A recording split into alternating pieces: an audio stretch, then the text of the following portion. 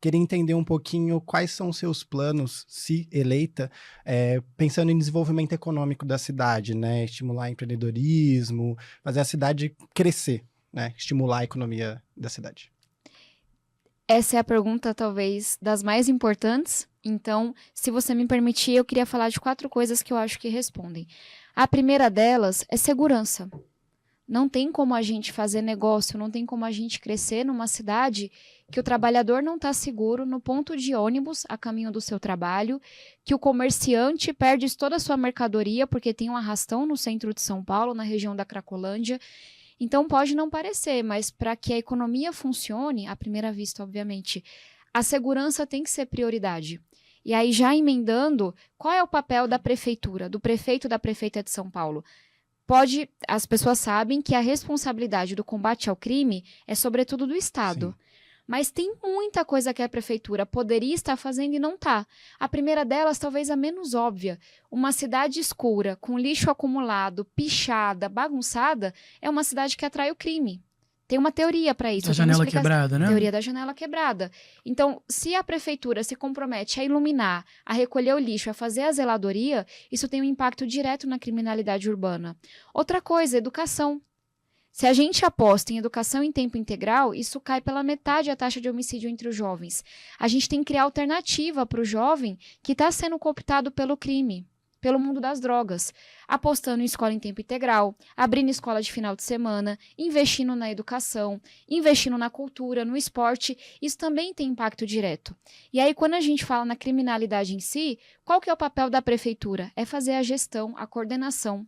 Se a gente vai se inspirar em Nova York, que é um exemplo disso, a gente deveria ter um comitê por distrito da cidade em que a gente junta os dados, junta as informações que vêm das câmeras, das investigações e trabalha todo mundo na mesma direção. O crime sempre acontece no mesmo lugar, mas a gente está sempre chegando depois. Você olha para a Cracolândia, a prefeitura joga para um lado, o governo do estado para o outro, porque não tem coordenação. A PM tem que sentar junto com a GCM, junto com a prefeitura, para todo mundo atacar na mesma direção. Então, já abri um outro capítulo, mas segurança pública é fundamental para que a gente tenha desenvolvimento econômico. Uma outra coisa é mobilidade. Se a gente não consegue chegar nos lugares, a gente não consegue fazer negócio.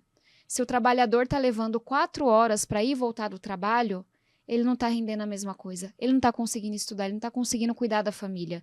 Se a gente não consegue sair de uma reunião no centro de São Paulo porque o trânsito está travado, porque na Santo Amaro as pessoas estão indo a pé para os seus trabalhos, a gente perde a razão de ser cidade. A gente mora tudo aqui junto na cidade, não na zona rural, porque a gente quer estar conectado. Então, fazer um investimento pesado em transporte. Que aí não é prometer tarifa zero, gente. O momento não é disso. A gente está com um sistema muito desorganizado. Tem que retomar a frota de ônibus, tem que priorizar o ônibus, tem que voltar a integrar com o metrô. Foi um erro tão grande do prefeito de São Paulo permitir que o metrô aumentasse a tarifa e entrasse em desacordo com a tarifa do ônibus. São 20 centavos, mas que mostram essa desorganização mais ampla.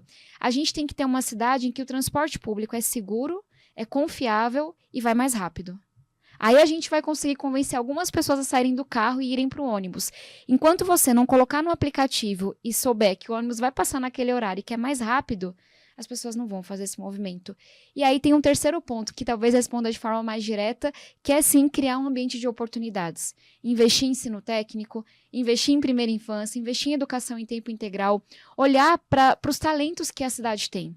São Paulo é referência nacional em tecnologia na área de saúde. A gente tem os melhores hospitais. As startups de saúde estão aqui.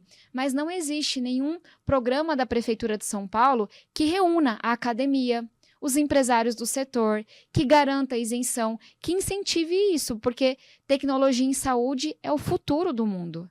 Então, só para dar um exemplo, mas numa cidade tão grande como a nossa, a gente tem que ter mapeado quais são os talentos que a gente tem. A área de serviço, a área de tecnologia são bons exemplos para que a gente possa.